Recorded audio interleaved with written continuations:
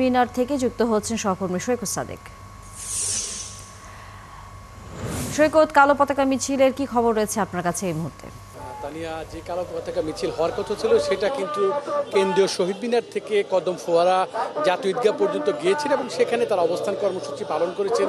সেখানে এই শিক্ষকদের যে সদস্য সচিব দেলাওয়ার হোসেন আজিজি তিনি বক্তব্য দিয়েছেন, তার সঙ্গে এই গণ অধিকার পরিষদের যে সাধারণ সম্পাদক রাশেদ খান তিনি এসেছেন, তিনিও একাত্মতা প্রকাশ করেছেন এবং তিনি বলেছেন আগামী 24 ঘন্টার মধ্যে এই শিক্ষকদের যে দাবি 20% বাড়ি ভাড়া বৃদ্ধি, তাদের উৎসব ভাতা এবং অন্যান্য যে ভাতা সহযোগী দাবি সেটা যাতে আগামী 24 ঘন্টার মধ্যে মানা হয়।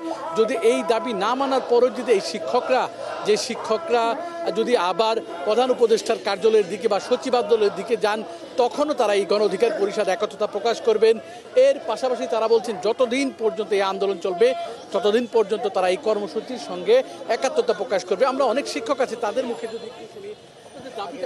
আমাদের দাবি হলো, আমরা বেসরকারি শিক্ষকদের দাবি হলো 20%। আমাদেরকে এখন বর্তমানে দেওয়া হয় মাত্র 1000 টাকা। 1000 টাকা দিয়ে একটা ফুটপাতেও পাওয়া যায় না।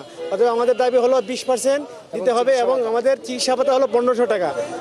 হ্যাঁ, আমাদের মূল দাবিটা হচ্ছে মূলত আমরা আমাদের যে আলোচনার মাধ্যমে আমরা বলছিলাম যে আমাদেরকে এখন 20% দেওয়া হোক।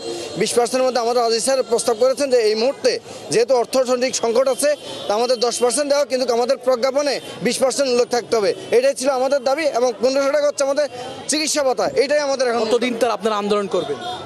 আর যতদিন পর্যন্ত আমাদের দাবি এই সরকার সঠিকভাবে মেনে না নেয় ততদিন পর্যন্ত আমরা ক্লাস বর্জন করব এবং আমাদের আন্দোলন চলবে।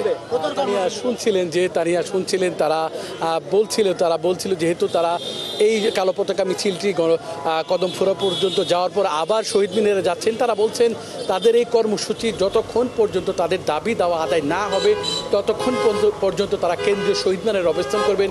এবং আপনি জানেন যে সারা বাংলাদেশে বিভিন্ন কলেজ বা শিক্ষা প্রতিষ্ঠান থেকে, মাদ্রাসা থেকে এই বেসরকারি শিক্ষকরা, এমপিভুক্ত শিক্ষকরা তারা এসেছেন এবং তারা এখন পর্যন্ত।